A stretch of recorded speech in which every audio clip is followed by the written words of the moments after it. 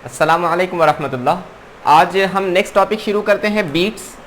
Last के जो lectures थे उसके अंदर हमारा डिस्कशन हुआ था सुपरपोजिशन ऑफ वेव्स की तरफ। सुपरपोजिशन ऑफ वेव्स किसे कहते हैं? जब दो या दो से ज़्यादा वेव किसी एक मीडियम में एक ही पॉइंट पर एक साथ इंसिडेंट करते हैं तो दोनों वेव इंडिविजुअली अपना अपना बिहेवियर बताते हैं और उस पॉइंट पर आने वाला रिजल्टेंट डिस्प्लेसमेंट दोनों के डिस्प्लेसमेंट का वेक्टर एडिशन होता है। ये चीज़ हमने सीख ली। अब देखिए सुपरपोजिशन कई तरीके से हो सकता है। मान लीजिए ये एक पार्टिकल है, यहाँ पर से एक वेव आई और इसी तरह एक दूसरी वेव भी चलती हुई आई, ऐसा कि इन दोनों का डिस्टेंस बहुत ज़्यादा कम है, तो ऐसा समझ सकते हैं कि दोनों एक ही लाइन पर मूव कर रहे हैं। अगर दो वेव एक ही लाइन पर मूव करेंगे यानी एक ही डायरेक्शन के अंदर मूवमेंट होगा और उनका टाइम पीरियड या फिर फ्रीक्वेंसी या फिर ओमेगा सेम होगा। तीनों के माने की है, टाइम पीरियड भी सेम, फ्रीक्वेंसी भी सेम, ओमेगा भी सेम। अगर ऐसे दो वेव एक साथ एक पॉइंट पर आते हैं तो वहां पर बनता है इंटरफेरेंस, जो आप वेव ऑप्टिक्स में पढ़ चुके हैं। अगर दो वेव एक ही फ्रीक्वेंसी के हैं, एम्पलीट्यूड अलग रहा चलेगा, जब वो एक साथ एक पॉइंट के ऊपर आते हैं तो इंटरफेरेंस होता है। और अगर एम्पलीट्यूड का डिफरेंस ना हो, दोनों का एम्पलीट्यूड सेम हो, तो हमको स्टीडी इंटरफेरेंस पैटर्न वहां मिलता है। लेकिन अगर ऐसा हुआ एक पॉइंट पर एक वेव इस तरीके से आई और दूसरी वेव इस तरीके से आई, ये पहली वेव और ये दूसरी वेव, दो वेव एक जैसे हैं जिनका एम्पलीट्यूड भी सेम है, ओमेगा भी सेम है, लेकिन डायरेक्शन अपोजिट है। जब ऐसे दो वेव इंटरफियर करते हैं या उनके बीच में सुपरपोजिशन होता है तो वहां पर स्टेशनरी वेव्स फॉर्म होते हैं, जिसको हमको अगले लेक्चर्स के अंदर देखना है। लेकिन अगर हमने एक ही डायरेक्शन के दो वेव लिए, ऐसा कि उनका एम्पलीट्यूड भी सेम है, उनका फेज एंगल भी सेम है, लेकिन उनकी फ्रीक्वेंसी में थोड़ा सा डिफरेंस है, स्लाइटली डिफरेंट इन फ्रीक्वेंसीज है दोनों, तो वहां पर हमको फेनोमेना ऑफ बीट्स ऑब्जर्व होता हुआ नजर आता है। वहां बीट्स हमको मिलते हैं। बीट्स के माने क्या है? एक ऐसा फेनोमेना मिलता है जिसमें एक वक्त में हमको मैक्सिमम साउंड मिलता है और उसी के अगले इंस्टेंट पे हमको मिनिमम साउंड इंटेंसिटी मिलती है। तो हमको ना इंटेंसिटी बढ़ती हुई या घटती हुई नजर आती है। ये फेनोमेना बीट्स कहलाया जाता है। एक्चुअली इसको आप लोगों के सामने डिमॉन्स्ट्रेट करना मुश्किल है, तो इसलिए मैं आपसे एक रिकमेंड कर रहा हूँ कि आप ये कार्ड पर क्लिक करके वीडियो देख लें। वो वीडियो के अंदर बीट्स का एक्सपेरिमेंट बताया हुआ है, उसको आप देख लेंगे तो आपको समझ में आ जाएगा कि बीट्स कैसे ऑब्जर्व होते हैं। ओके, तो बीट्स के माने क्या है?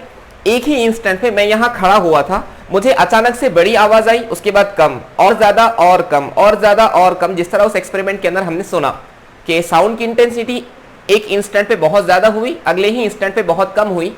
ये फेनोमेना बीट्स कहलाया जाता है। और जो बड़ी वाली आवाज थी ना, जैसे घर के सामने से अगर कोई पुलिस की गाड़ी जाती है तो उसके ऊपर सायरन लगा होता है, तो सायरन रोटेट जब कर रहा होता है ना, तो हमको आवाज कभी जब वो हमारे तरफ होता है तो आवाज ज्यादा सुनाई देती है, जब पलट जाता है तो कम होती है। ये ऐसा ही बीट्स के अंदर भी होता है, आवाज ज्यादा आवाज कम, आवाज ज्यादा आवाज कम, ये फेनोमेना बीट्स कहलाया जाएगा। और जो मैक्सिमम इंटेंसिटी साउंड होगा उसको हम कहते हैं वैक्सिंग। वैक्सिंग के माने क्या है? वो साउंड जिसकी इंटेंसिटी मैक्सिमम होगी बीट्स में, उसको हम कहेंगे वैक्सिंग। और वैनिंग के माने क्या है? वो साउंड जिसकी इंटेंसिटी कम होगी बीट्स में, उसको हम वैनिंग कहते हैं। तो क्या मैं डेफिनेशन लिख लूं बीट्स की? तो चलिए मैं डेफिनेशन लिख लेता हूं। द फेनोमेना ऑफ, ठीक है, when two or more waves, when two sound wave having same amplitude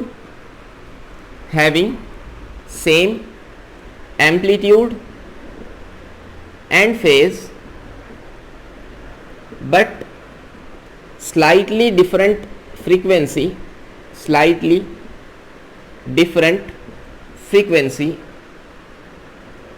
traveling along the same line superimpose to each other,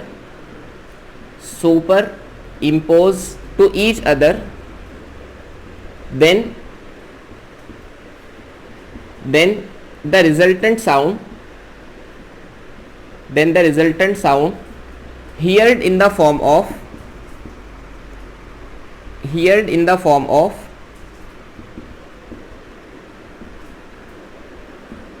maximum intensity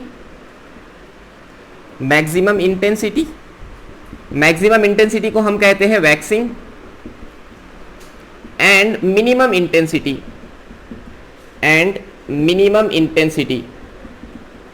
intensity को हम कहते हैं वैनिंग। इसको याद रखिए, waning, such phenomena is called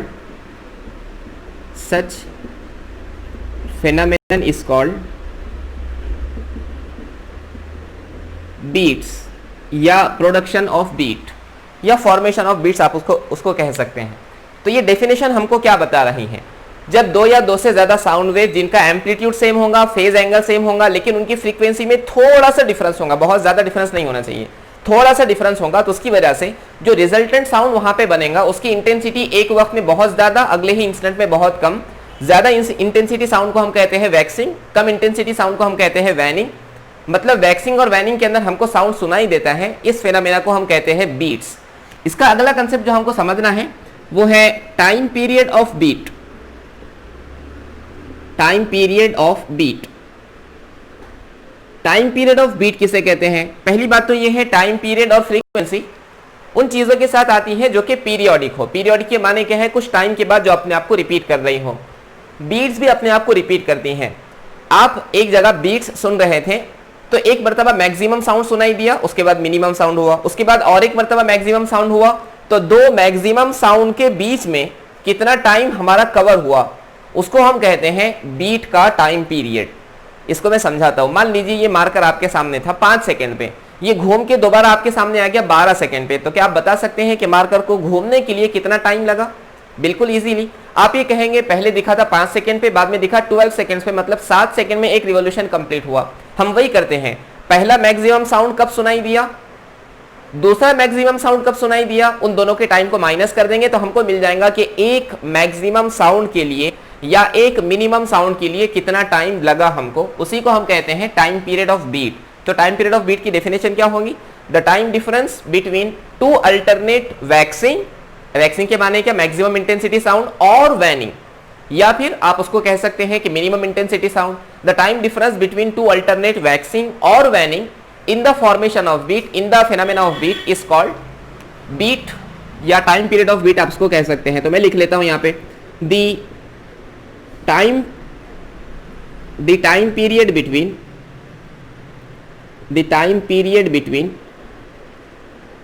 to alternate waxing, waxing के माने क्या? मैक्सिमम इंटेंसिटी साउंड, और वैनिंग, वैनिंग के माने क्या? Minimum intensity sound. वैक्सिंग और वैनिंग इन बीट्स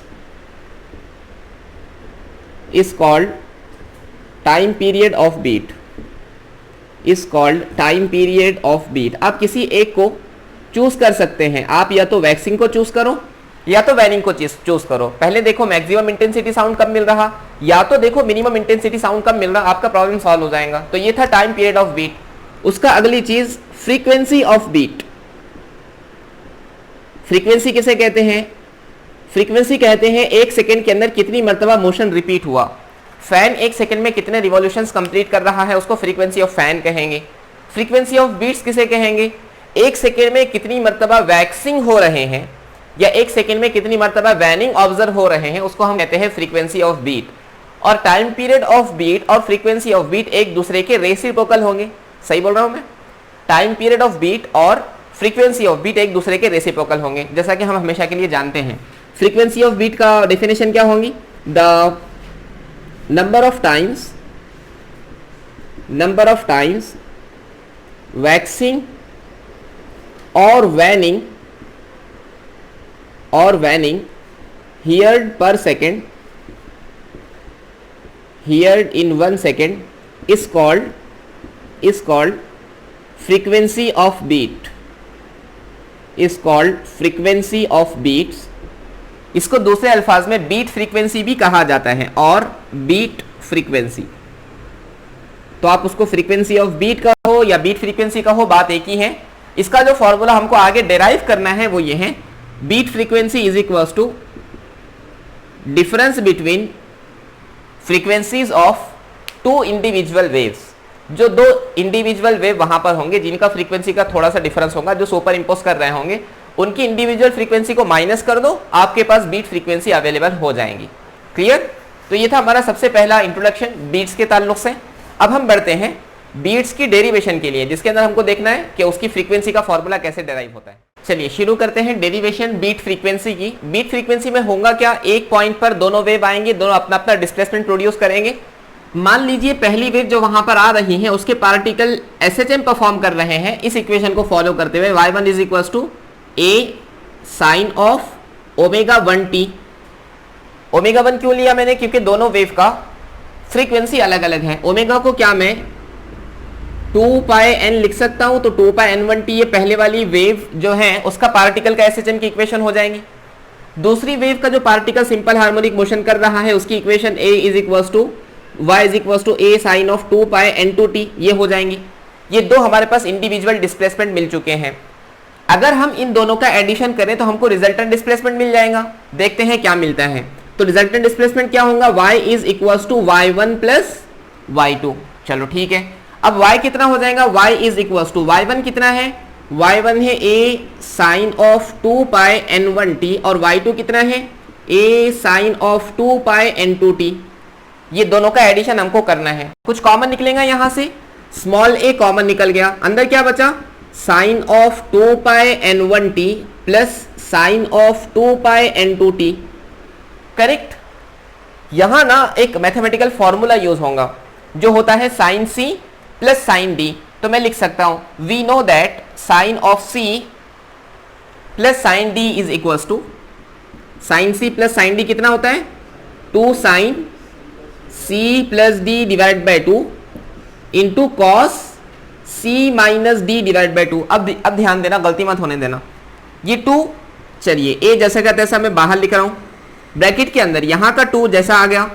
साइन है, साइन के अंदर वाला एंगल ये हुआ हमारा पहला एंगल c और ये हुआ हमारा दूसरा एंगल d। तो क्या होगा c मतलब 2 pi n1t plus 2 pi n2t whole divided by 2।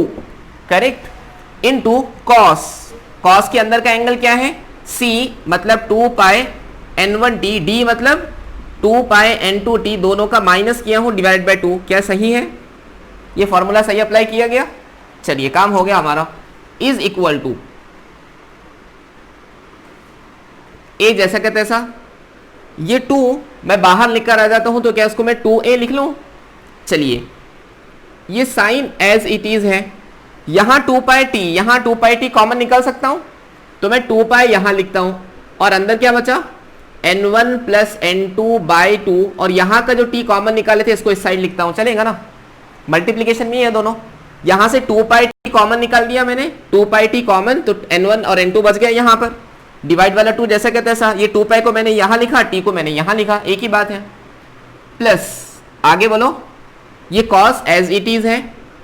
हाँ, यहां से भी 2 पाई t कॉमन निकल सकता है तो हमने 2 पाई कॉमन निकाल दिया तो अंदर क्या बचा, यहां बचा है n1, वहां बचा है n2 divide by 2 into t। Correct. चलो ये प्लस क्यों लिख दिया मैंने, यहाँ पे मल्टीप्लिकेशन में है ना, ये इनटू लिखेंगे। इसको मैं और एक मर्तबा लिख रहा हूं 2a cos of 2 pi n1 minus n2 by 2 into t into sign of 2 pi n1 plus n2 by 2 into T. इसको मैं कुछ नहीं किया बल्कि और एक मर्तबा लिखा हूं। ये हमारा y है ना, y, तो y is equal to 2a cos of 2 pi n1 minus n2 by 2 into t into sine, ये वाला साइन को मैंने उसके बाद लिखा हूं a into B, B into A, बात एक ही होती है। अब मैं यहाँ कुछ कंसिडरेशन कर रहा हूं, लेट कंसिडर। हम यहाँ कंसिडर करते हैं कि r is equal to 2a cos of 2 pi n1 minus n2 by 2 into t and small n is equal to n1 plus n2 by 2। ये मैंने कंसीडर किया। ये जो पूरा टर्म है ना, ये पूरे टर्म को मैंने कंसीडर किया जैसे कि वो r है, कैपिटल R। यहां पर r आ जाएगा तो y की इक्वेशन क्या मिलेंगी, r, यहां का sine as it is 2 pi as it is, n1 plus n2 by 2 की जगह क्या लिखूं, स्मॉल n और t। ये हमारी रिजल्टेंट डिस्प्लेसमेंट की इक्वेशन आ गई। जब ये दो वेव एक साथ सुपर इम्पोज होंगे तो जो रिजल्टेंट डिस्प्लेसमेंट होगा वो इस इक्वेशन को फॉलो करते हुए होगा। अब इस इक्वेशन पे थोड़ा ध्यान दें। R मतलब एम्पलीट्यूड। अभी तक जो हमने वेव देखी थी वो कुछ इस तरह की थी। ये हमारा ट्रांसवर्स वेव है, इसमें एम्पलीट्यूड इतना, इसमें एम्पलीट्यूड इतना।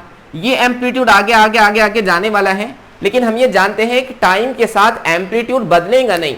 तो अगर मैं एक साउंड सुन रहा हूं तो उसकी इंटेंसिटी जो है वो इंटेंसिटी कांस्टेंट चलती जाएंगी, बदलेगी नहीं। लेकिन यहां ध्यान दें, R की वैल्यू क्या है? R is equals to 2a cos of 2 pi n1 minus n2 by 2 into t. इसमें 2a तो बदलने वाला नहीं है। cos अंदर वाला एंगल देखो ये वेरिएबल है या कांस्टेंट है? यहाँ पर 2 पाई कांस्टेंट है, n1 n2 दो आपके इंडिविजुअल रेज हैं, उनकी फ्रीक्वेंसी फिक्स है, 2 फिक्स है। लेकिन यहाँ टाइम की वैल्यू आ रही है, मतलब जैसे जैसे टाइम वेरी करेगा वैसे वैसे cos वाला एंगल बदलेगा। जैसे cos वाला एंगल बदलेगा तो cos 0 अलग है, cos 30 अलग है, cos 45 अलग है, cos 60, cos 90 अलग अलग एंगल के लिए अलग अलग वैल्यूज हैं।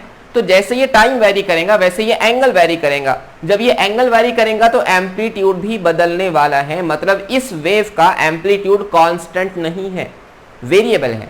और किसके साथ बदल रहा?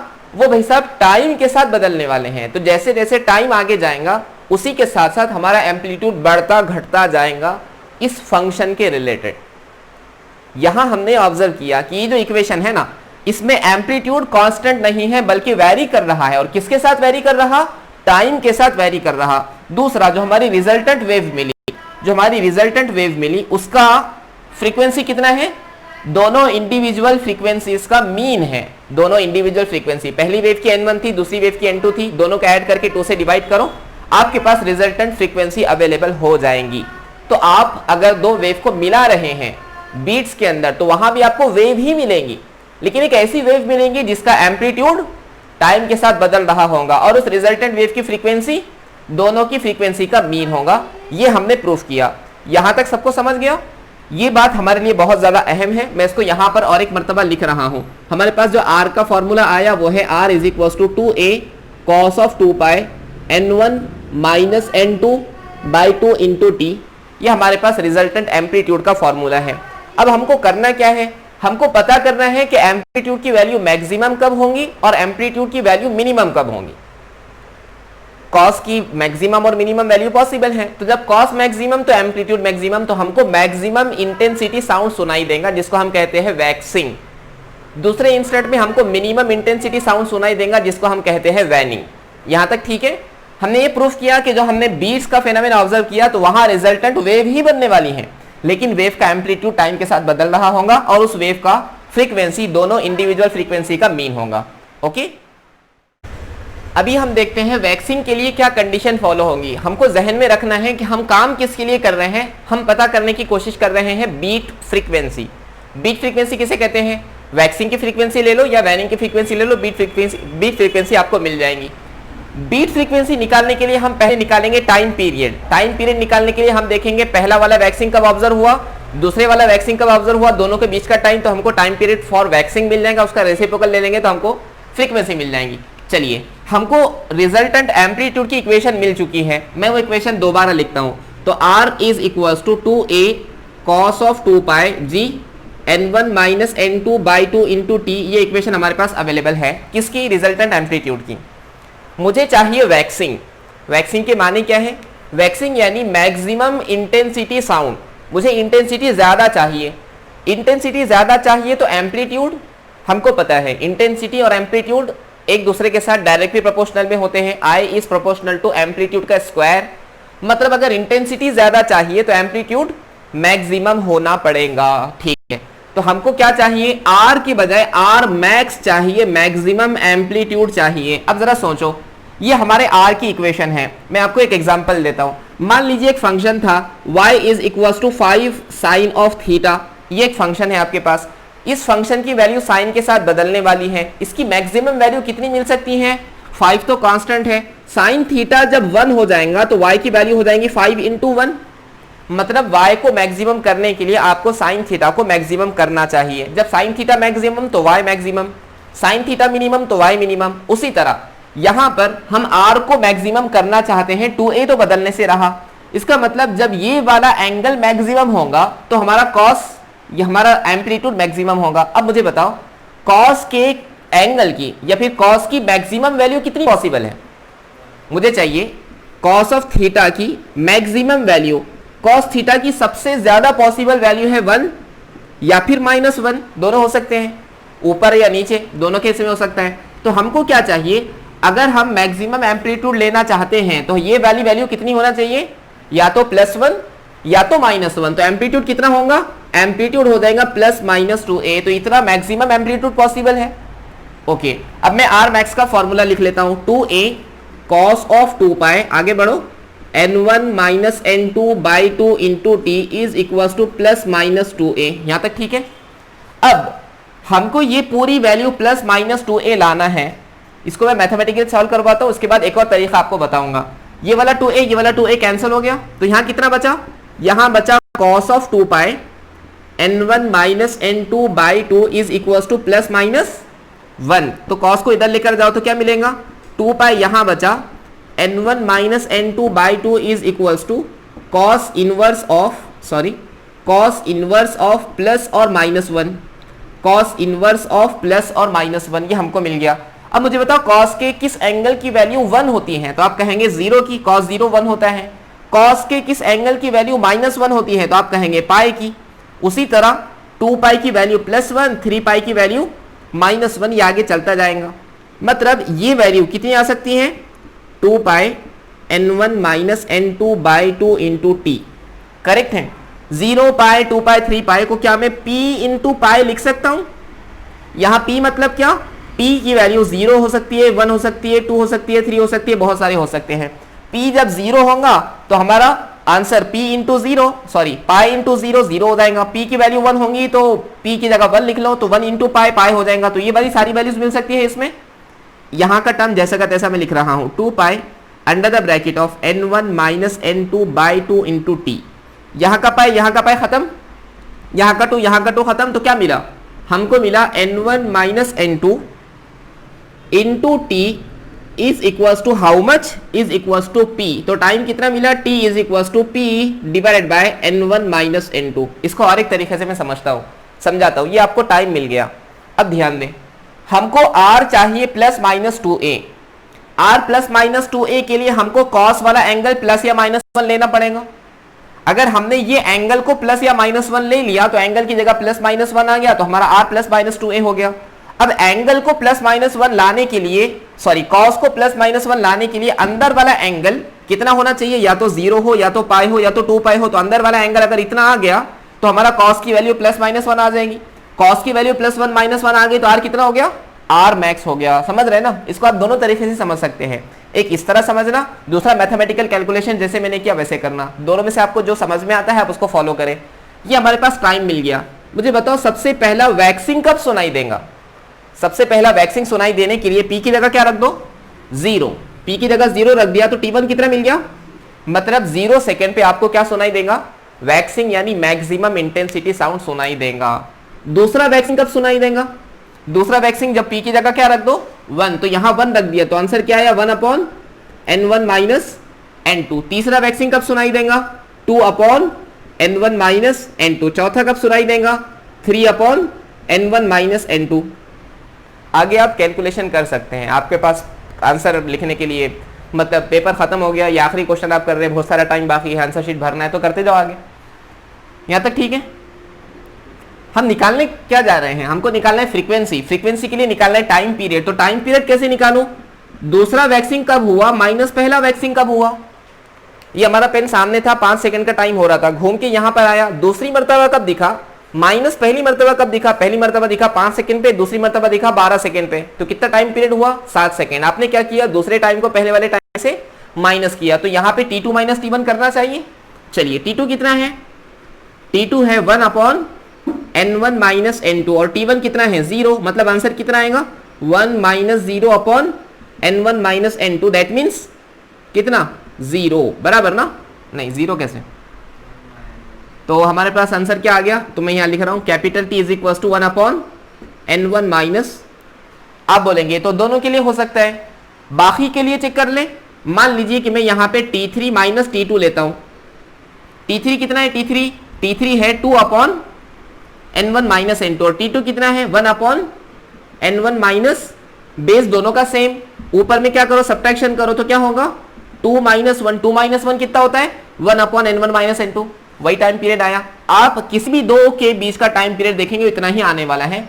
इसका मतलब ये वो टाइम है जिसके बाद आपको दूसरा वैक्सिंग सुनाई देगा। This is the time period for waxing. ये क्या है? टाइम पीरियड फॉर वैक्सिंग है। समझ में आ गया टाइम पीरियड ऑफ वैक्सिंग कैसे निकाला हमने? मैं यहां इसको लिख लेता हूं। हमने ये प्रूफ किया कि time period for waxing is equal to how much? 1/n1 minus n2।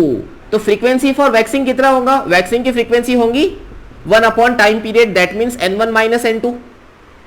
ये हमको मिली कि वैक्सिंग की फ्रीक्वेंसी होती है दोनों की फ्रीक्वेंसी का सब्ट्रैक्शन। दो इंडिविजुअल आपके पास जो सोर्स हैं उनकी फ्रीक्वेंसी का माइनस कर दो, आपको वैक्सिंग की फ्रीक्वेंसी मिल जाएंगी। समझ गए? ये तो हुआ वैक्सिंग के लिए। अब चलिए करते हैं काम वैनिंग के लिए। इतना समझ आया ना? चलिए शुरू करते हैं वैनिंग के लिए। तो फॉर वैनिंग एम्पलीट्यूड का फॉर्मूला तो वही है। वैनिंग कब ऑब्जर्व होगा? वैनिंग कहते हैं मिनिमम इंटेंसिटी साउंड को। मिनिमम इंटेंसिटी होना चाहिए तो एम्पलीट्यूड भी मिनिमम होना चाहिए। ये हमारा एम्पलीट्यूड है। ये एम्पलीट्यूड की कम से कम वैल्यू कितनी पॉसिबल है? एम्पलीट्यूड की मिनिमम वैल्यू, मैक्सिमम तो हमने देख ली, मिनिमम वैल्यू जो पॉसिबल है वो 0 है। तो आर मिनिमम कितना होना चाहिए? आर मिन इज इक्वल टू 0। अब ये 0 आने के लिए हम क्या कर सकते हैं? यहां पर आ गया 0। अब ये 0 आने के लिए यहां पर ये 2 पाई को लेकर आ जाओ डिवाइड में। ये 2 पाई को डिवाइड में लेकर आ गया तो क्या मिला? 0 डिवाइडेड बाय 2 पाई। तो हमारा कॉस वाला फंक्शन क्या मिला? Is equal to 0। समझ रहे ना ये बात? बिल्कुल पहले जैसा ही है। अब ये कॉस को लेकर आ जाओ इधर, तो अंदर ब्रैकेट के अंदर क्या है? अब ब्रैकेट के अंदर 0 है। कॉस 0 लाने के लिए एंगल्स क्या होना चाहिए? कॉस 0 लाने के लिए एंगल होना चाहिए cos 90 0, that means pi by 2। उसी तरह कॉस 270 0 मतलब 3 पाई बाई 2। उसी तरह 5 पाई बाई 2। ये काम चलता रहेगा आगे तक। ओके, ये 2 कैंसिल कर लेता हूं मैं। Pi by 2, 3 pi by 2, 5 pi by 2। इसको लिखने का एक तरीका है, उसको हम लिखते हैं 2p प्लस 1 पाई बाई 2। यहां पे p क्या होगा? p होगा 0 1 2 3 और ये आगे चलता जाएगा। चलिए p की जगह पर 0 रख दो। 2 इंटू 0 0, 0 प्लस 1 1, तो पाई बाई 2 आ गया। p की जगह पर 1 रख दो तो 2 इंटू 1 2, 2 प्लस 1 3, तो 3 पाई बाई 2 आ गया। p की जगह पर 2 रख दो तो 2 इंटू 2 4, 4 1 5, तो 5 पाई बाई 2 आ गया। तो इन नंबर्स को क्या मैं ऐसे रिप्रेजेंट कर सकता हूं? चलिए यहां पर क्या बचा? यहां बचा है pi under the bracket of n1 minus n2, divide में तो कुछ भी नहीं है, इंटू टी। यहां का पाई खत्म, तो क्या बचा? जो बचा है वो लिख लेते हैं। बचा है n1 minus n2 into t is equal to how much? 2p plus 1 divided by 2। इतना ही टर्म बचा ना, बराबर ना? 2p पाई तो चला गया डिवाइड बाई 2। अब सबसे पहला इसको मैं और एक तरीके से समझा सकता हूं। हमको r चाहिए 0। r 0 करने के लिए अंदर वाला एंगल कितना होना चाहिए? एंगल 0 होना चाहिए। ये पूरा कॉस वाला फंक्शन 0 होने के लिए अंदर की एंगल की वैल्यू या तो पाई बाई 2 हो, या तो 3 पाई बाई 2 हो, या तो 5 पाई बाई 2 हो। इस तरह भी आप समझ सकते हैं कि हमारे कैलकुलेशंस कैसे हो रहे हैं। दो तरीके आपके सामने हैं। ओके, हमको पता करना है टाइम। तो टाइम की वैल्यू कितनी मिलेंगी? ये 2p प्लस 1 जैसा का तैसा डिवाइड में 2, और ये n1 माइनस n2 वहां न्यूमिनेटर में था, यहां पर आकर डिनोमिनेटर में हो जाएगा। ठीक है ना? सबसे पहला वैनिंग यानी मिनिमम इंटेंसिटी साउंड कब सुनाई देगा? मतलब T1 लिखता हूं मैं इसको। T1 के लिए P की वैल्यू कितनी होनी चाहिए? 0। P की जगह 0 रखो तो 2 इंटू 0 0, 0 प्लस 1 1, तो आंसर क्या आया? 1/2 under the bracket n1 minus n2। ये वो टाइम होगा जिस पर सबसे पहला वैनिंग सुनाई देगा। क्या सुनाई देगा? सबसे पहला वैनिंग। दूसरा वैनिंग कब सुनाई देगा? P की जगह क्या रख दो? 1 रख दो, तो P 1 आ गया, तो 2 1 जा 2 प्लस 1, तो 3/2 under the bracket n1 minus n2। तीसरा वैनिंग कब सुनाई देगा? P की जगह पर 2 रख दो, तो 2 2 4, 4 plus 1 5/2 under the bracket n1 minus n2। उसी तरह T4 आप निकाल सकते हैं 7/2 under the bracket n1 minus n2। ये हमारे पास वैक्सिंग का टाइम पीरियड आया था। अब निकालते हैं वैनिंग का टाइम पीरियड। मैं इसको यहां लिख रहा हूं। वैनिंग का टाइम पीरियड निकालने के लिए क्या करेंगे? दूसरी मर्तबा वैनिंग कब सुनाई दिया उसको माइनस कर दो पहले वाले वैनिंग से। पहली मर्तबा वैनिंग कब सुनाई दिया था उससे। T2 क्या है? T2 है 3/2 under the bracket n1 minus n2। और T1 क्या है? T1 है 1/2 under the bracket n1 minus n2। सही है? चलो ठीक है। कॉमन डिनोमिनेटर है, मतलब क्या होगा, न्यूमरेटर का सब्ट्रैक्शन। कॉमन डिनोमिनेटर ले लो, n1 माइनस n2, 3 माइनस 1 कितना होगा 2, तो 2 upon 2 under the bracket n1 minus n2, ये 2 खत्म, तो टाइम पीरियड की वैल्यू कितनी आई 1 अपॉन n1 माइनस, आप चाहे कोई भी टाइम रख लो आपको वैल्यू यही मिलने वाली है। जैसे यहाँ पे आपने t2 माइनस t1 किया, कोई t3 माइनस t2 कर ले तो यहाँ पे क्या आ जाएगा 5 और यहाँ क्या आ जाएगा 3, 5 माइनस 3 2, 2 खत्म, ये वैल्यू आने वाली है। मतलब कोई भी वैनिंग आप ले लो, ये आपको मिल गया टाइम पीरियड फॉर वैनिंग। तो मैं यहाँ लिख सकता हूँ time period for waning is equal to 1 upon n1 minus n2। इसका रेसिप्रोकल ले ले तो फ्रीक्वेंसी फॉर वैनिंग कितना मिलेगा is equal to n1 minus, तो वैनिंग के लिए भी फ्रीक्वेंसी कितनी है n1 माइनस, यही फ्रीक्वेंसी वैक्सिंग के लिए और यही फ्रीक्वेंसी वैनिंग के लिए, मतलब वैक्सिंग और वैनिंग इक्वल टाइम के बाद आ रहे हैं, उनकी फ्रीक्वेंसी सेम है, उनका टाइम पीरियड भी सेम है, इसलिए हम कह सकते हैं कि यही हमारी फ्रीक्वेंसी ऑफ बीट है। बीट फ्रीक्वेंसी की जब डेफिनेशन मैंने लिखाया था उसमें क्या लिखाया था, the number of time waxing और वैनिंग, वैक्सिंग चाहिए या वैनिंग चाहिए, एक सेकंड में कितनी मरतबा वैक्सिंग सुनाई दे रहे हैं या वैनिंग सुनाई दे रहे हैं, उसको हम कहते हैं फ्रीक्वेंसी ऑफ बीट। तो बीट फ्रीक्वेंसी का फॉर्मूला हमको मिल गया, beat frequency is equal to n1 minus n2। चाहे आप वैक्सिंग लो चाहे आप वैनिंग लो, कोई फर्क नहीं पड़ता, this is called the frequency of beat. यहां पे हमने डेरिवेशन कंप्लीट किया बीट फ्रीक्वेंसी के रिलेटेड, कि हमको बीट फ्रीक्वेंसी अगर पूछा गया तो हम इस फॉर्मूले के थ्रू बीट फ्रीक्वेंसी निकालेंगे। समझ आ गया, सबको क्लियर है? ये बहुत अच्छी चीज है। कभी कभी हम इससे बहुत इंटरेस्टिंग काम करते हैं, जैसे म्यूजिकल इंस्ट्रूमेंट को ट्यून करना। तो मान लीजिए कि कोई प्रोग्राम चल रहा है, कुछ तो भी हो रहा है, उसके अंदर क्या है, दो तबले वाले हैं जिनको तबला बजाना है। अगर उन दोनों का तबला बजाने का टाइम अलग अलग रहा तो हमको आवाज प्लीजेंट नहीं आएंगी, डिस्टर्बिंग साउंड आएंगी। साथ ही वो दोनों एक ही वक्त में हाथ उस पर मार रहे हैं तो हो सकता है आवाज। अब हुआ ये कि दोनों की फ्रीक्वेंसी अलग अलग है, दोनों तबले की फ्रीक्वेंसी अलग है, फ्रीक्वेंसी अलग तो साउंड अलग, तो वो दोनों हालांकि एक साथ बजा रहे होंगे लेकिन फिर भी आने वाला साउंड प्लीजेंट नहीं होगा। क्यों? क्योंकि फ्रीक्वेंसी अलग है। तो हम क्या करते हैं, उनकी फ्रीक्वेंसी को सेम करने के लिए, जिसको हम कहते हैं इंस्ट्रूमेंट्स को ट्यून करना, tuning of the musical instrument, उसके लिए हम क्या करते हैं, दोनों को बजा के देखते हैं। अगर बीट्स सुनाई दे रहे हैं इसका मतलब क्या है, इसका मतलब दोनों की फ्रीक्वेंसी अलग अलग है। वो फिर उसके अंदर चेंजेस करते हैं। जैसे गिटार है तो गिटार के अंदर वो जो स्ट्रिंग होती है ना उसको टाइट करेंगे, लूज करेंगे, यहां तक के सुनाई देने वाले बीट्स खत्म हो जाए। बीट खत्म हो गए मतलब दोनों की फ्रीक्वेंसी सेम हो गई। अब हाँ, वो दोनों एक साथ अपने म्यूजिक को बजा सकते हैं, यूज कर सकते हैं। ऐसा म्यूजिकल इंस्ट्रूमेंट को ट्यून किया जाता है। कभी कभी हुआ ये कि कहीं माइन मिली, कोई सोने की है, हीरे की, अलग अलग माइंस है जहां से धातें वगैरह निकलती है ना, तो अब पता ये चला कि अंदर जाना है किसी को, तो अंदर हार्मलेस गैस है या अंदर हार्मफुल गैसेस है, कैसे पता चले? उसके लिए क्या करते हैं, उस माइन के अंदर एक पाइप से गैस निकालते हैं बाहर की तरफ और दूसरे पाइप से हमारे एटमॉस्फेरिक एयर को भेजते हैं। तो ये दोनों पाइप एक साथ चलते हैं। जब दोनों से एयर निकल के बाहर आती है, अगर दोनों की, उन दोनों गैसेस की फ्रीक्वेंसी अलग है, पहले पाइप में कौन है, सराउंडिंग एयर जो हमारे आसपास होती है जिससे हमको नुकसान नहीं है, और अंदर वाली गैस, अगर दोनों अलग अलग होंगे तो दोनों की फ्रीक्वेंसी अलग होगी। फ्रीक्वेंसी अलग होगी तो बीट सुनाई देगी। जैसे ही बीट सुनाई देते हैं हम रोक देते हैं, नहीं रुक जाओ। क्यों? क्योंकि हो सकता है अंदर कोई हार्मफुल गैस हो।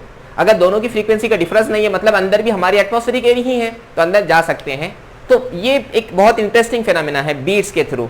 अब जरा ध्यान देते हैं, अगर यही चीज हो रही है तो हमारे आसपास हमको बीट्स क्यों सुनाई नहीं दे रहे?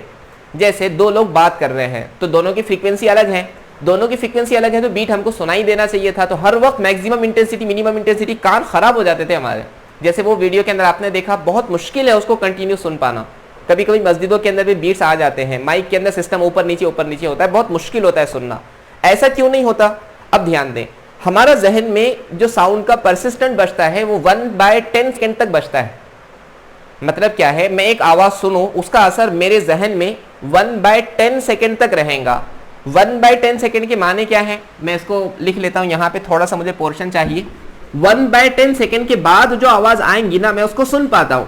उससे पहले जो आवाज आ गई उसको हम सुन नहीं पाते। तो हमको परसिस्टेंट चाहिए, आवाज को सुनने के लिए 1/10 सेकेंड का टाइम चाहिए। इसके बाद जो आवाज आती है मैं उसको सुन पाता हूं।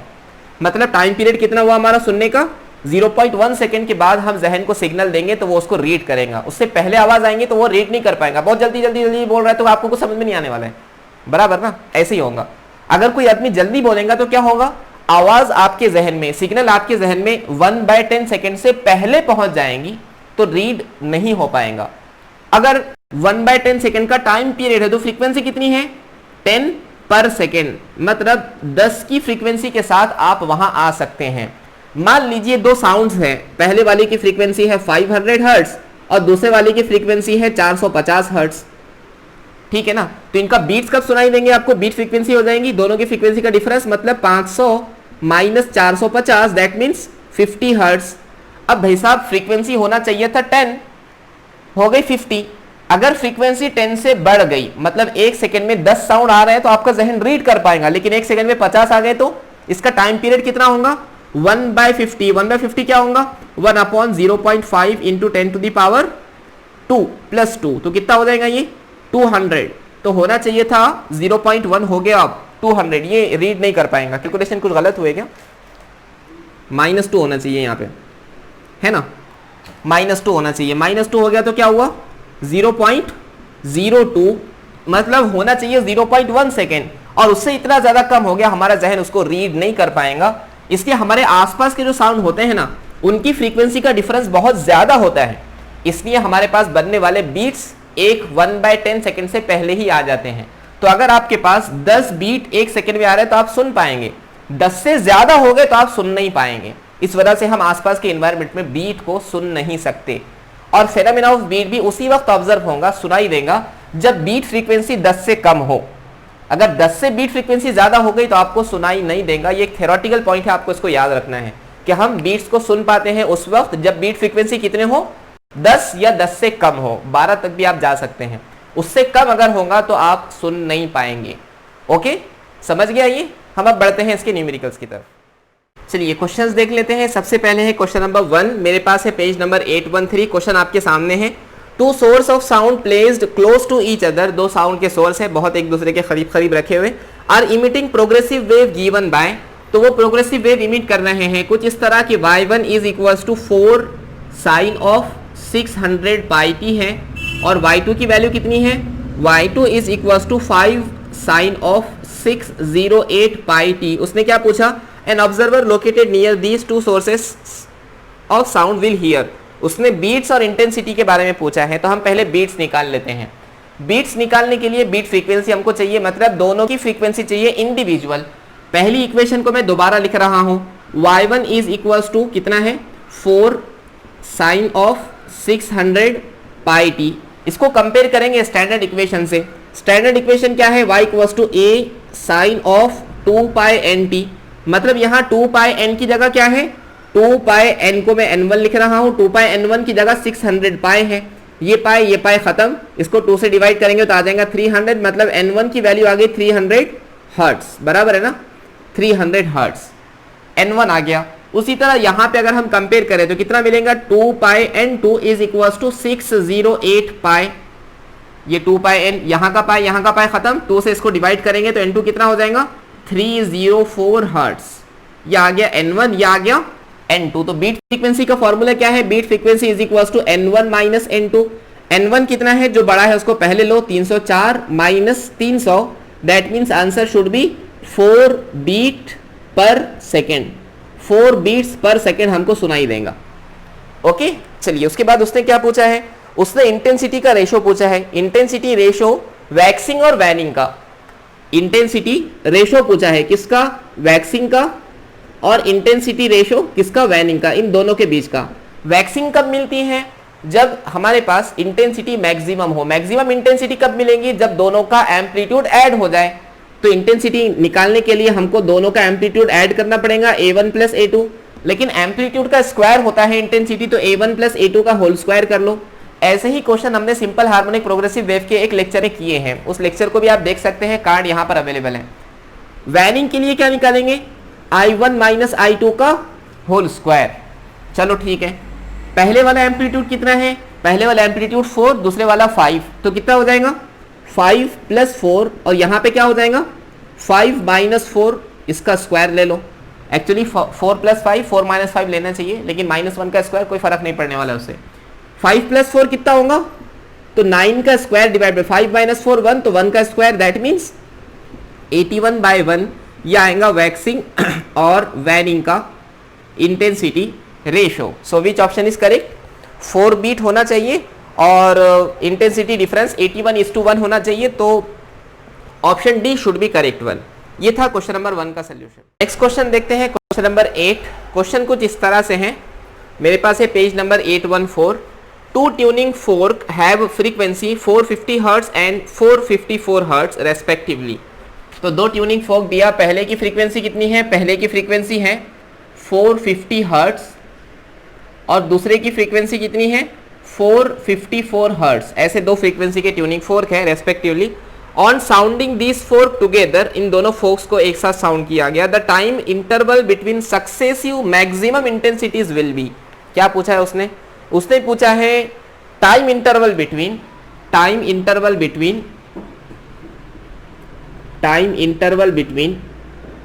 टू सक्सेसिव मैक्सिमा, दो मैक्सिमम इंटेंसिटी के साउंड के बीच में टाइम डिफरेंस कितना होगा? मतलब वो हमसे टाइम पीरियड पूछना चाह रहा है। फ्रीक्वेंसी ऑफ बीट का फॉर्मूला क्या है?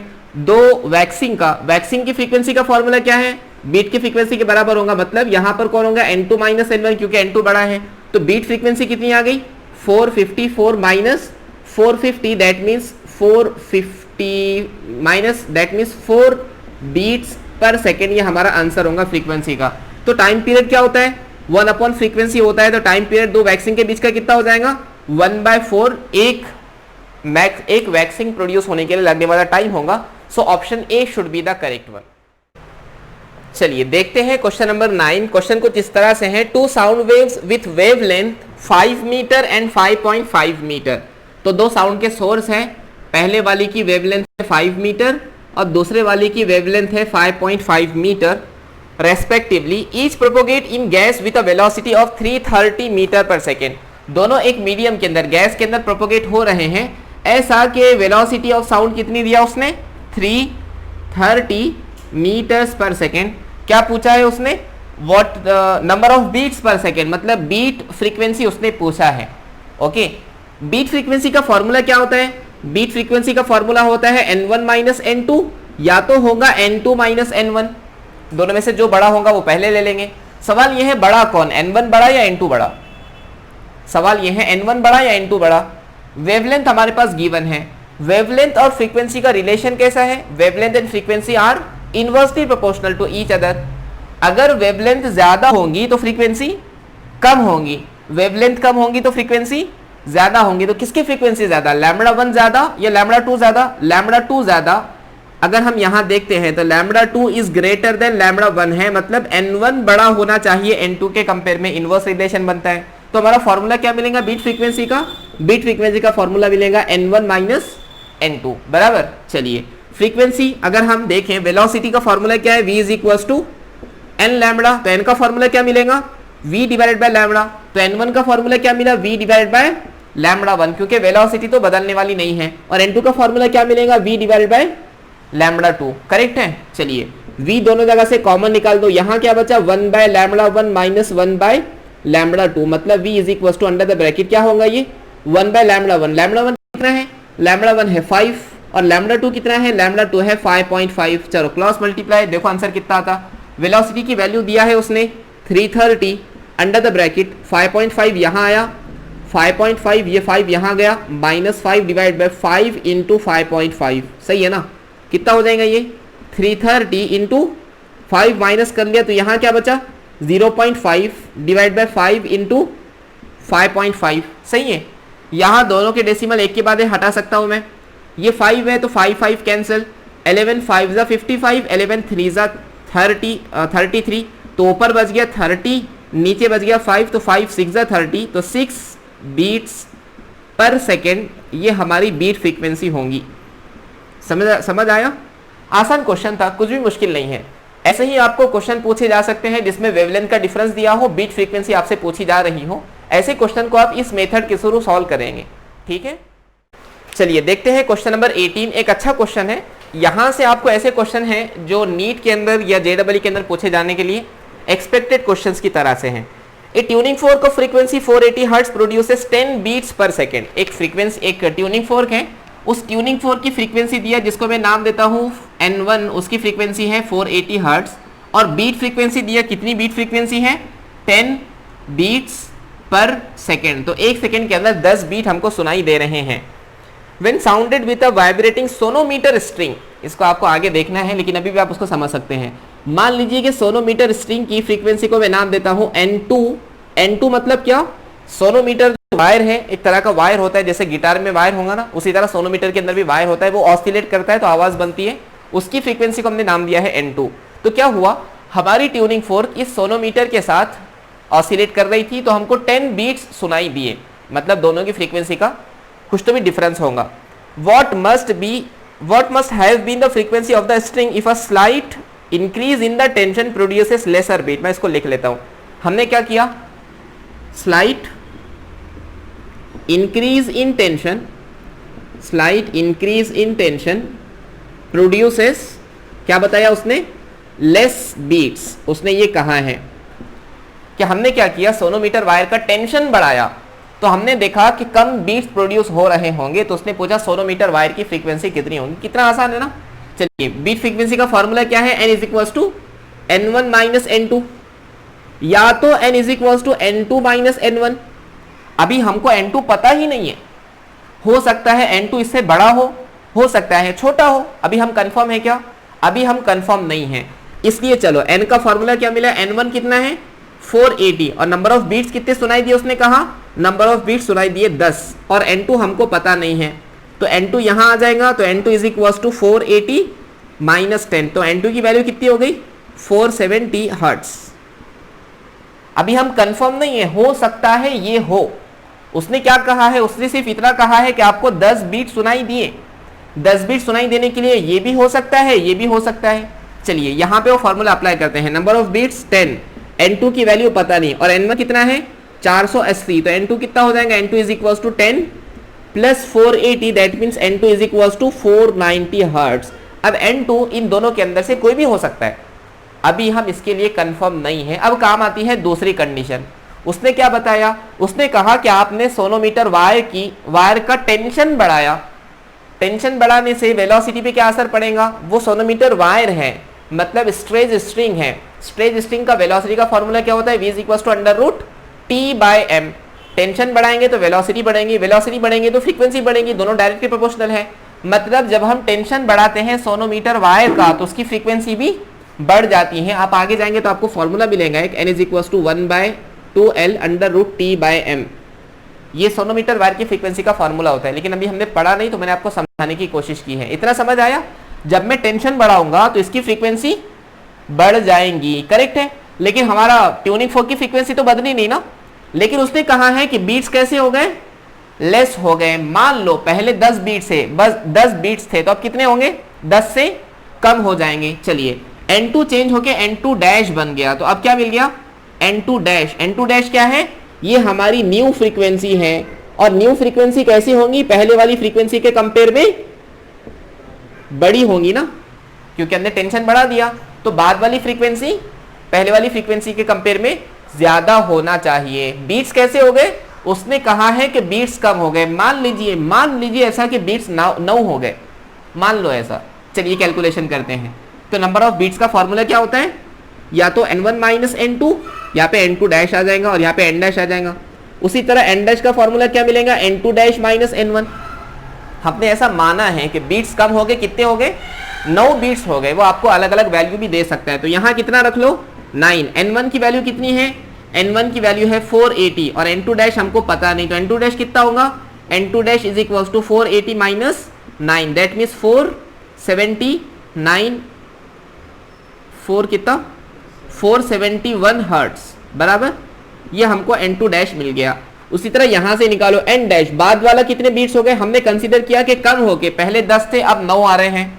n2 हमको पता नहीं, माइनस n1 कितना है 480 है पहले जितना ही, तो n2 कितना हो जाएगा, n2 = 9 + 480, that means n2 = how much 489 hertz. अब जरा ध्यान दो, अब बहुत इंपॉर्टेंट पॉइंट है। अब थोड़ा सा ध्यान देना है। उसने कहा है कि हमने टेंशन बढ़ाया था तो फ्रीक्वेंसी बढ़ना चाहिए। मान लीजिए कि पहले वाली फ्रीक्वेंसी थी 470, ये पहले वाली फ्रीक्वेंसी थी सोनोमीटर वायर की। अब हमने उसका टेंशन बढ़ाया, तो टेंशन बढ़ाने से फ्रीक्वेंसी बढ़ना चाहिए ना। तो यहां पे देखो 471, 489 ये दोनों भी 470 से बड़े हैं। खूब ध्यान दो इधर, ये बहुत अहम क्वेश्चन है। उसने कहा है कि बाद वाली फ्रीक्वेंसी टेंशन बढ़ाने से क्या हुआ, फ्रीक्वेंसी बढ़ती है ना, फ्रीक्वेंसी बढ़ती है। मान लो पहले वाली फ्रीक्वेंसी 470 थी, अब टेंशन बढ़ाने से फ्रीक्वेंसी बढ़ जाएंगी, तो हो सकता है 471 हो जाए, हो सकता है 489 हो जाए, दोनों में बड़े वैल्यूज है ना, मतलब ये आंसर करेक्ट हो सकता है। दूसरे के लिए सोचो, मान लीजिए कि पहली फ्रीक्वेंसी थी 490, अब आपने टेंशन बढ़ाया तो फ्रीक्वेंसी बढ़ना चाहिए, लेकिन देखो दोनों वैल्यूज 490 से कम है, ये 471 है, ये 489 है, मतलब दोनों वैल्यूज कम है। तो ये हो सकता क्या, पहली फ्रीक्वेंसी ये नहीं हो सकती। तो आप कंफर्म हो गए कि फ्रीक्वेंसी कितनी थी उसकी, पहले वाली 470 थी, बढ़ के हुई 471 और बीट्स की वैल्यू चेंज हो गई। इस तरह के क्वेश्चन पूछे जाते हैं कि आपने क्या किया, आपने नंबर ऑफ बीट्स को कम देखा, ज्यादा देखा, आप जो भी वहां देख रहे हैं। इसी का एक और मेथड आप फाइलिंग और वैक्सिंग के फॉर्म में भी देखेंगे, हम वो क्वेश्चन भी देखते हैं। ये क्वेश्चन समझा, बहुत अहम क्वेश्श्चन है, समझ गया ना। ऐसे क्वेश्चन नीट और जेडब्ल्यू के अंदर एक्सपेक्टेड है बीट्स वाले पोर्शन के अंदर से। क्वेश्चन नंबर 24, क्वेश्चन कुछ इस तरह से है, tuning fork arrangement produces 4 beats per second. तो उसने कहा है 4 बीट्स पर सेकेंड, मतलब कितना है क्वेश्चन, ये क्वेश्चन नंबर 24। तो बीट फ्रीक्वेंसी की वैल्यू दिया 4 बीट्स पर सेकेंड, ठीक है। आगे बढ़ो, with 1 tuning fork of frequency, इनमें से किसी एक की फ्रीक्वेंसी उसने दिया, पहले वाली की फ्रीक्वेंसी है 288 साइकिल्स पर second CPS। A little wax is placed on the unknown fork, इसको देखते हैं बाद में। चलिए, एक की फ्रीक्वेंसी दे दिया तो हम यहां से दूसरे की फ्रीक्वेंसी निकालने की कोशिश करते हैं। बीट फ्रीक्वेंसी का फॉर्मूला क्या होगा, N1 माइनस N2 बराबर, ठीक है। तो N तो हमको हमारे पास अवेलेबल है 4, N1 कितना है 288 माइनस N2, ओके। तो यहाँ पे क्या हो जाएगा 4, N2 इधर आ गया तो N2 को यहाँ ले लो, माइनस वाला प्लस हो गया, तो 288 माइनस 4 दैट मीन्स 284 हर्ट्ज। ये हो सकता है हमारा N2 हो, ये एक पॉसिबिलिटी है। दूसरा पॉसिबिलिटी देखते हैं, ये तो हुआ एक, हो सकता है बीट फ्रीक्वेंसी का फॉर्मूला मिले N2 माइनस N1, अभी हमको तो पता नहीं ना बीट फ्रीक्वेंसी कितनी है 4, ये N2 as it is, N1 कितना है, N1 है 288, इसको लेकर आ जाओ इधर, तो 4 plus 288 is equal to N2, that means N2 is equal to 292 hertz. तो N2 की वैल्यू 292 हो सकती है या तो 284 हो सकती है, ये दोनों के अंदर से भी हम कंफर्म नहीं है। आगे बढ़ते हैं क्वेश्चन में, उसने क्या कहा, उसने कहा है when one a little wax is placed on the unknown fork, जो unknown fork है, unknown fork कौन सी है यहाँ पर N2 के ऊपर आपने थोड़ा सा वैक्स लगाया है। जब आपने ट्यूनिंग फोर्क के ऊपर वैक्सिंग की है, वैक्स लगाया है, मतलब उसका वजन बढ़ गया। तो पहले जो ऑसिलेशन हो रहे थे, अब वेट बढ़ने की वजह से डेंसिटी बढ़ जाएंगी, इनवर्स प्रोपोर्शनल रिलेशन है, तो अभी के ऑसिलेशंस कम हो जाएंगे। तो आप यहां लिख सकते हैं when tuning fork is waxed, tuning fork is undergo waxing, या फिर waxing कहने के बजाय इसको कह लो when we add a little wax to the prong, when wax is added, तो क्या होगा, then the frequency क्या होंगी, then the frequency will decrease, frequency decrease होने वाली है। अब हमने वैक्सिंग कर लिया तो अननोन ट्यूनिंग फोर्क की फ्रीक्वेंसी बन गई N2 डैश। ये कैसी होंगी, ये कम होंगी एज कंपेयर टू पहले वाली वैल्यू के। उसने क्या कहा, जब आपने वैक्सिंग की उसको, तो the beat frequency increases, it produces 2 beats per second. तो आपकी बीट फ्रीक्वेंसी यानी बाद वाली फ्रीक्वेंसी कितनी हो गई, beat frequency 2 beats per second. चलिए बीट फ्रीक्वेंसी का फॉर्मूला देखते हैं। तो N2 dash is equal to क्या होगा, N डैश लिख लो इसको बीट के लिए, तो N2 डैश माइनस N1 ये हो सकता है, या तो फॉर्मूला मिलेगा N डैश का N1 माइनस N2 डैश, दोनों में से कोई भी मिल सकता है। बाद वाली बीट फ्रीक्वेंसी है 2, N2 डैश की वैल्यू हमको पता नहीं, N2 डैश माइनस N1 कितना है, N1 है 288, इसको लेकर आ जाओ इधर, तो N2 डैश कितना मिल जाएगा हमको, N2 डैश मिल जाएगा 290 हर्ट्ज। ये तो एक वैल्यू हुई। यहीं से दूसरी वैल्यू निकालते हैं, नंबर ऑफ बिट्स आपके हो गए 2, पहले वाली फ्रीक्वेंसी है 288 माइनस N2 डैश, मतलब N2 dash is equal to 288 minus 2, मतलब N2 डैश की वैल्यू हमको मिलेंगे 286 हर्ट्ज। अब जरा ध्यान दो, मान लीजिए कि पहले N2 की वैल्यू थी 284 हर्ट्ज, 284 थी, हमने क्या किया, वैक्सिंग किया उसको, वैक्सिंग करके क्या वो 290 बन सकती है? नहीं बन सकती। वैक्सिंग करने के बाद क्या वो 286 हो सकती है? वैक्सिंग करने के बाद तो फ्रीक्वेंसी घटती है ना, मतलब ये वैल्यू हो ही नहीं सकती। ये वैल्यू मान लो पहले थी 292, हमने किया वैक्सिंग उसको, जब वैक्स उसको ऐड किया तो उसकी फ्रीक्वेंसी घटनी चाहिए, तो हो सकता है 290 हो जाए, हो सकता है 286 हो जाए, मतलब पहली वाली फ्रीक्वेंसी कितनी होंगी? 292 हर्ट्ज होंगी। तो हम ये पहली फ्रीक्वेंसी को चूज करेंगे। So which option is correct? Option B correct होना चाहिए, 292 CPS। इसी का रिवर्स क्वेश्चन बनता है, आपने वैक्स ऐड करने के बजाय ट्यूनिंग 4 के जो प्रॉन्ग्स थे उसको लिटरली क्या बोलेंगे उसको, फाइल किया है।